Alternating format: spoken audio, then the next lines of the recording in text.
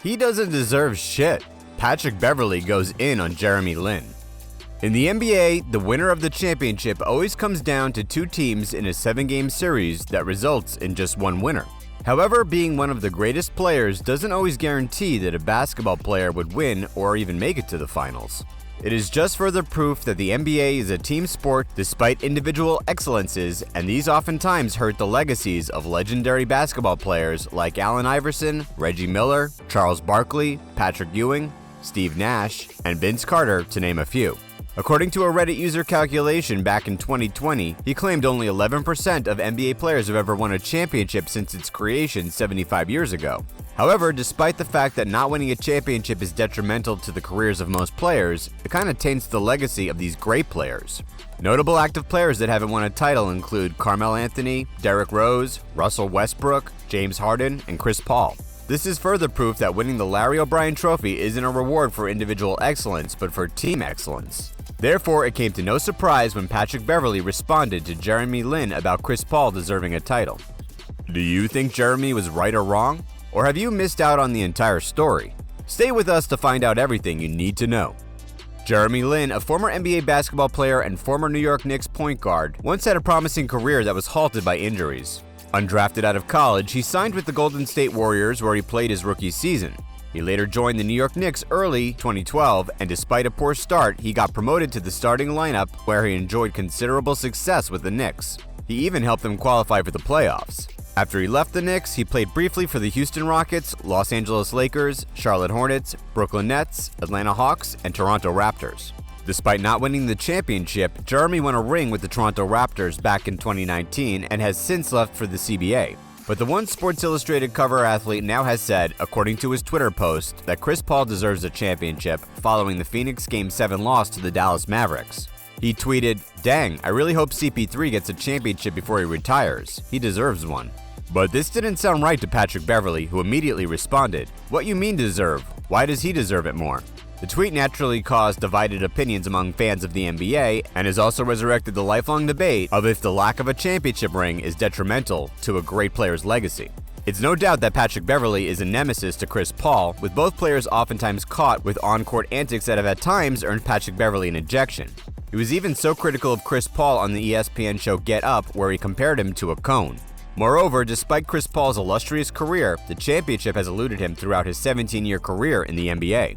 He is arguably one of the top point guards to ever grace the league, but compared to other great point guards, the championship ring is where he falls short. And following the Phoenix Game 7 loss against the Dallas Mavericks, Chris Paul has to wait another season if there's even a chance that he could win a ring. The game against Dallas was in Chris Paul's favor after the opening 2 games of the series, but in what could possibly be a Chris Paul curse, the NBA star blew it, setting an NBA record of the first NBA player to blow a 2-0 lead 5 times. Taking a step back and looking at Chris Paul's 17-year career in the NBA, it is worth noting that his postseason career before joining the Phoenix Suns has been extremely underwhelming. He didn't make the playoffs until after his 3rd year in the league, he never got to the conference finals until after his 12th year in the league, and he only got to the NBA Finals after joining the Suns in what was his 16th year in the league. However, winning the NBA championship takes more than an individual effort. It requires a healthy team, hard work, and mostly teamwork, so it's safe to say Chris Paul isn't entirely responsible for his failure in the playoffs. However, let's take a look at some of his notable playoff seasons. In his playoff debut, he averaged 24.6 points, 12 assists, and 5.6 rebounds per game in the first-round win against the Dallas Mavericks. The performance included a franchise playoff record with 17 assists in Game 2. However, he was eliminated in the second round of the playoffs despite having a 2-0 lead against the San Antonio Spurs. Chris Paul's New Orleans Hornets were eliminated despite him averaging 23.7 points and 10.7 assists per game in the 7-game series. The 2009 season playoffs were a terrible campaign as he was beaten by the Denver Nuggets. But despite recording double-doubles in the first game of the series, averaging 22.3 points and 12 assists per game, his performance in the Game 4 of this series was terrible. He recorded 4 points, 2 rebounds, 6 assists, and 6 turnovers, and was battered by the Nuggets, losing by 58 points, the biggest loss in NBA playoffs history. He later moved on to the LA Clippers in 2011, where he led the team to the NBA playoffs for the first time in 5 years. He proceeded to win the Western Conference semifinal for the first time in his career after helping the Clippers defeat the Memphis Grizzlies in the first round.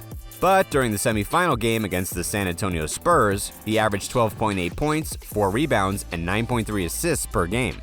His performance in the first game of the series was terrible, scoring just 6 points in just 38 minutes. The Clippers were subsequently swept by the Spurs, losing 4-0 in the series.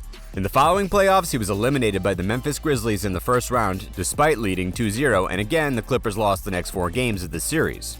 Later in the 2014 series, Chris Paul led the Clippers past the Golden State Warriors in the first round, averaging 17.4 points and 9 assists per game in the 7-game series. However, the Clippers were eliminated by the Oklahoma City Thunder, and Chris Paul was partly to blame for the exit. In the 5th game of the series, he made some mistakes in the last quarter, including 2 crucial turnovers that led to OKC's victory. He later commented that, "It's me, everything that happened at the end is on me." In the 2015 playoff series, he finally got the better of the San Antonio Spurs and got to the conference semifinals for the 3rd time in his career. With the series going to 7 games, Chris Paul hit the game winner over Tim Duncan to proceed to the Western Conference semifinals. His performance in the 3rd game of the series was abysmal, managing only 7 points, 4 assists, 3 rebounds, and he had a -27 plus-minus in that game. He, however, came short against the Houston Rockets in the semifinals, missing the first 2 games to a hamstring injury, but lost following a 3-1 lead. He then joined the Houston Rockets in 2017, teaming up with James Harden to try and win the NBA championship. Fortunately, he finally made it to the NBA Conference Finals in his first season with the Rockets, averaging 21.1 points, 5.8 assists, and 5.9 rebounds throughout the postseason. He led them in beating the Minnesota Timberwolves in the first round. In Game 5 of the second-round matchup against the Utah Jazz, he recorded a career playoff-high 41 points, along with 8 three-pointers, 10 assists, and 7 rebounds to eliminate the Jazz. He, however, couldn't make it to the finals because the Rockets were eliminated by the Golden State Warriors. A year later, the Rockets had an opportunity to revenge on the Golden State Warriors when they met at the Western Conference semifinal. With both teams tied 2-2, Chris Paul's performance in the 5th game of the series was unimpactful, recording 11 points on 21.4 field goal percentage, 6 assists, and 6 rebounds. He did not score a point from beyond the arc, and the Warriors later eliminated the Rockets. Later, in 2021, after joining the Phoenix Suns, he finally made it to the NBA Finals, leading the Suns past the Lakers, Nuggets, and the Clippers before facing the Milwaukee Bucks for the championship. The Suns won the first game of the finals with Chris Paul scoring 32 points, 9 assists, and 4 rebounds, and also won the second game of the finals but lost the next 4 games of the finals. This made Chris Paul the first NBA player in history to lose 4 series in which his team led 2-0. The 2022 playoffs didn't fare any better with Chris Paul's Suns losing against the Dallas Mavericks after leading them in the series with a 2-0 lead.